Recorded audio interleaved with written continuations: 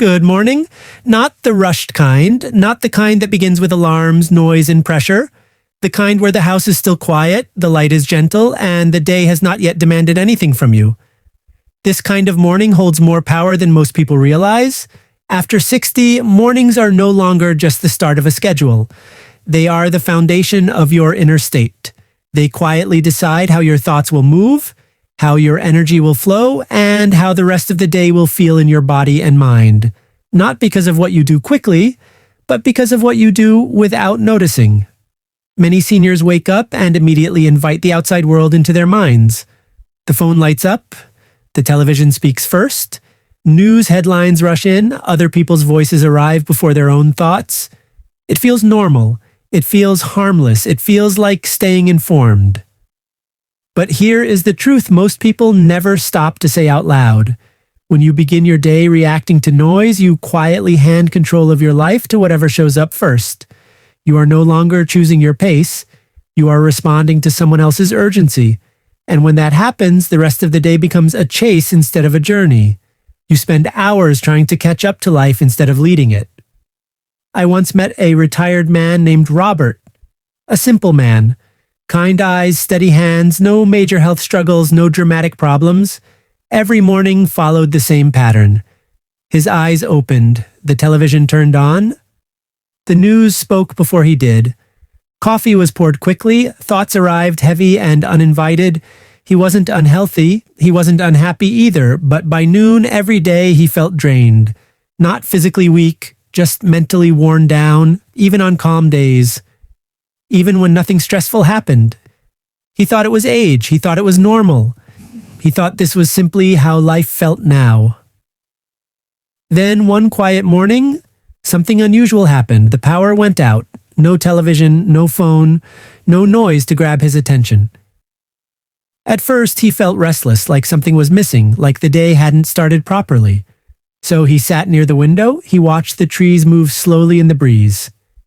He noticed the rhythm of his breathing without trying to control it. He listened to the sound of birds instead of voices arguing about the world. He didn't think about plans. He didn't think about problems. He didn't think about what needed fixing. He simply existed. Later that day, he told me something that stayed with me.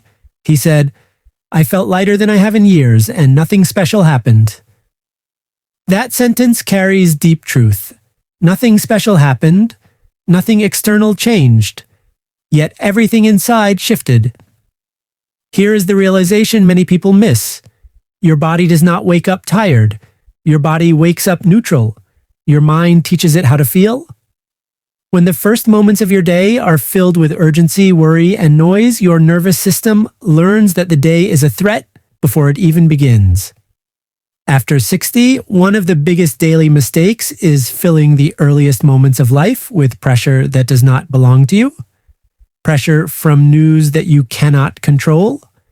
Pressure from problems that are not yours to solve. Pressure from voices that do not know your story. You do not need to fix the world before breakfast.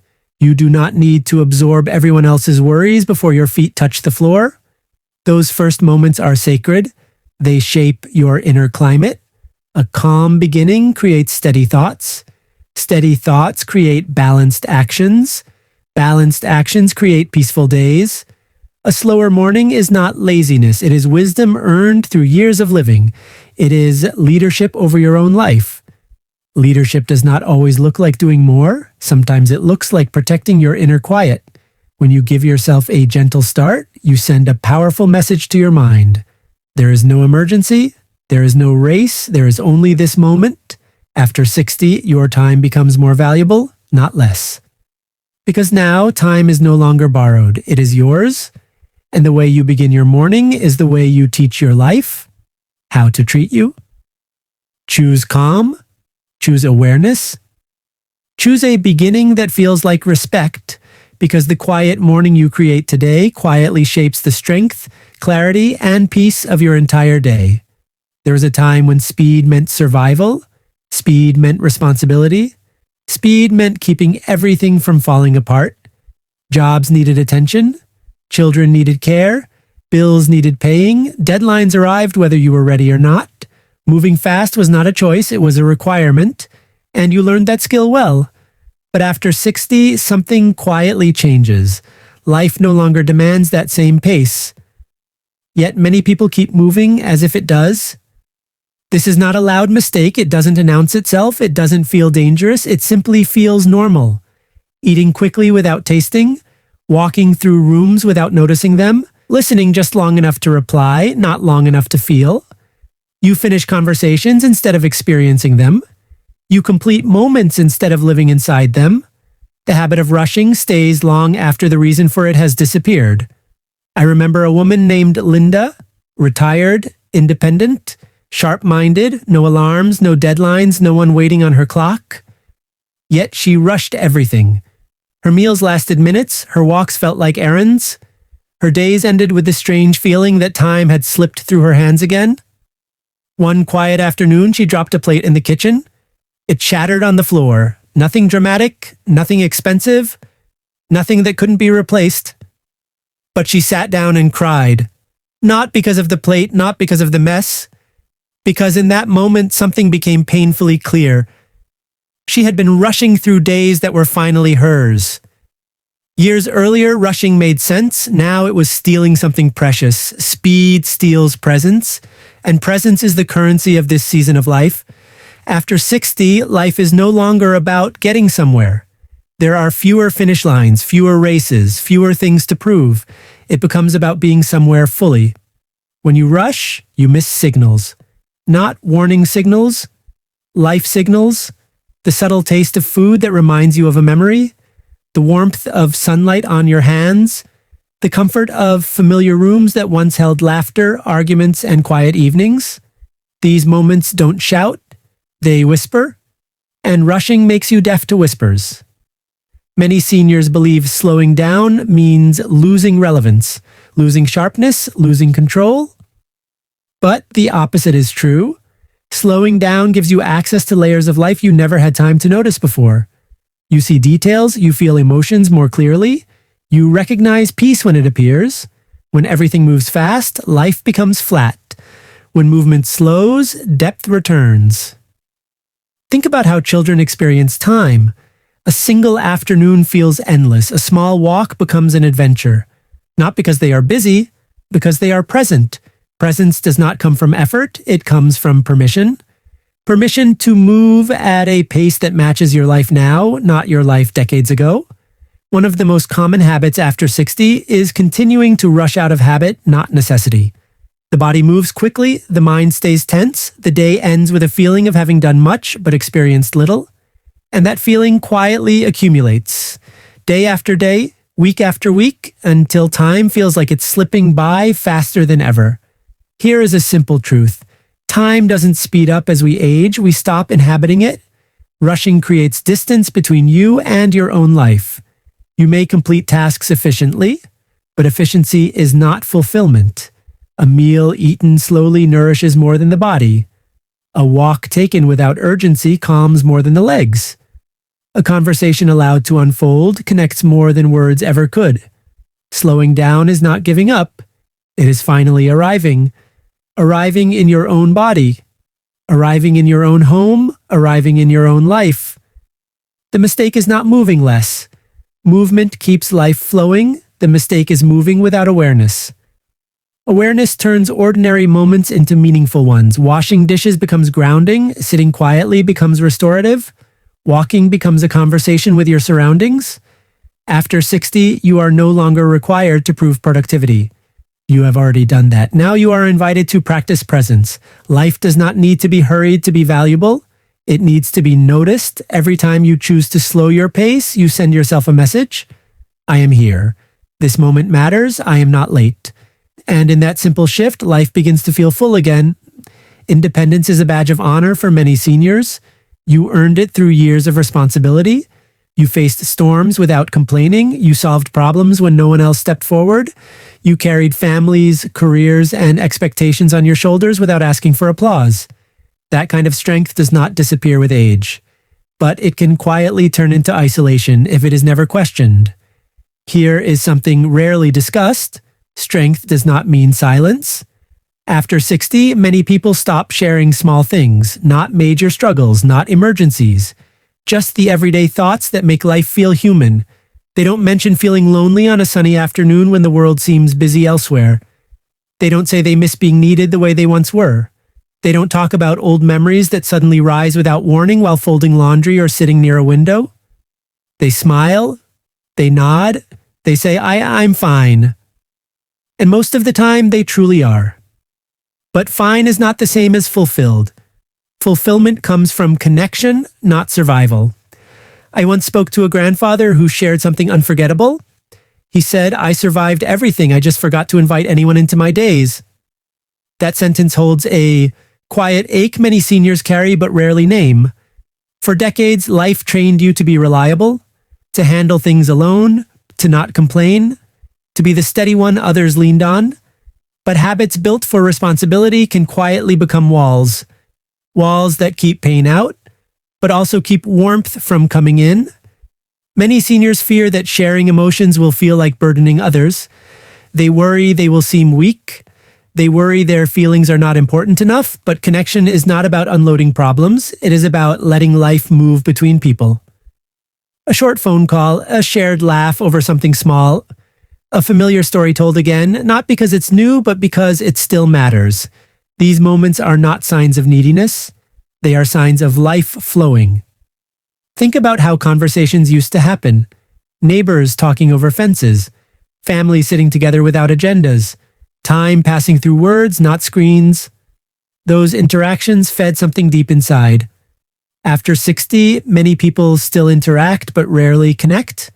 They talk about weather, they talk about errands, they talk about surface details, but the inner world stays private. The mistake is not valuing independence. Independence is powerful. The mistake is believing you must carry emotional weight alone simply because you always have. You don't. Human beings are not meant to live sealed off no matter how strong they are. When emotions stay unspoken, they don't disappear. They settle quietly. They create heaviness without noise. That heaviness can show up as tiredness, as restlessness, as a vague sense that something is missing. Not because something is wrong, but because something is unshared. Letting people in does not erase your strength. It adds warmth to it. It allows others to see the human behind the resilience. And here is something important to remember. You do not need a large circle. You do not need constant conversation. Even one meaningful connection can change the texture of your days. A friend who listens, a family member who knows your stories, a neighbor you check in with regularly. Connection does not demand energy, it often restores it. When you allow yourself to speak honestly, even briefly, something softens inside. You remember that you are not invisible, that your thoughts still matter, that your presence still carries value. After 60, life becomes quieter in many ways. Children grow independent, careers end, schedules open up. In that quiet, connection becomes more important, not less. Not loud connection, not forced socializing, but genuine moments of being seen. One of the most powerful shifts you can make is allowing yourself to be human in front of others. Not strong all the time, not capable all the time, just real. Letting people in does not make you dependent.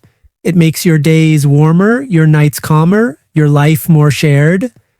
And a shared life, even in simple ways, always feels lighter than one carried alone. Here is the quiet truth many people only discover late in life. After 60, life is not shrinking, it is refining. What once felt crowded begins to simplify. What once felt urgent begins to soften.